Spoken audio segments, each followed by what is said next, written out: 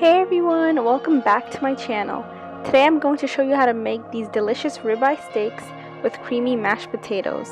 This meal can be made very quickly if you don't have enough time or are just very hungry. To start off, I'm going to make the marinade for the 5 steaks. Add soy sauce, Dijon mustard, garlic powder, onion powder, paprika, and black pepper to a bowl. Mix it together and this should make a thick paste.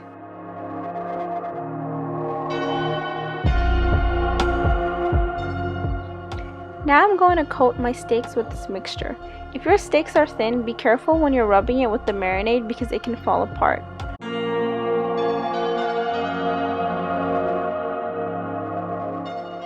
Once I coated all the steaks, I'm going to let this marinate in the fridge for at least 30 minutes.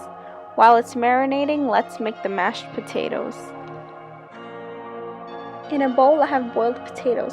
The first thing I'm going to do is mash them. I'm using a pastry cutter, but you can use a fork if that's all you've got. Now I'm going to put my potatoes back on the stove. Then I'm going to add butter, garlic powder, black pepper, and salt. Mix this until it's combined. After it's combined and the butter is all melted, I added in heavy cream to make it extra creamy. I'm going to mix this one last time until everything is combined, and then your mashed potatoes should be done and ready to eat. So now my steaks are done marinating. I took them out of the fridge and they're ready to be cooked.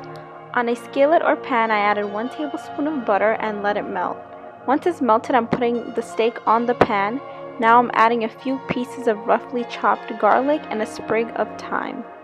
This will flavor the butter, which will help flavor the steak. I only cooked each side of the steak for about 1.5 minutes because they were so thin.